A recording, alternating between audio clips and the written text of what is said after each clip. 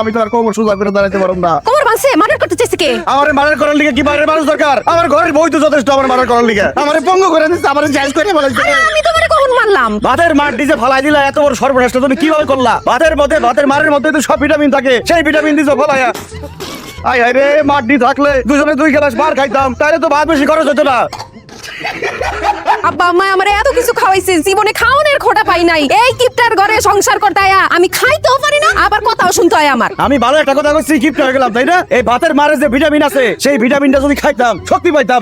হ্যাঁ, এত যদি ভিটামিন আর শক্তি লাগে তাহলে দোকান থেকে ফল ফ্রুট আর দুধ কলা ডিম লয় হোক, খাইয়া ভিটামিন বাড়াই। মানে যেই ভিটামিন ফ্রিতে পামু, সেই ভিটামিন টাকা কিনা লাগবো না? ফ্রিতে পাইতেছি, সেটা ভাতের মারি হোক আর খালের পানি হোক, ফ্রিতে পেলে সমস্যা কি?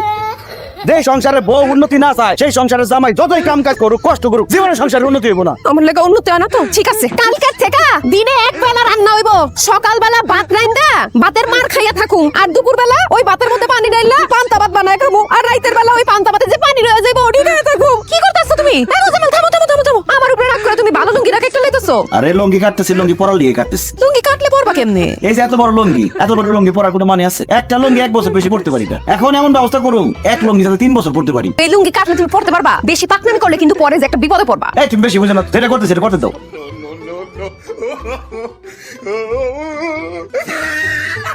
এর লেগা কইছিলাম বেশি গিফট আমি গিরি কইরো না। এত কথা কইও না তো, দাও এটা শিলা দিবা।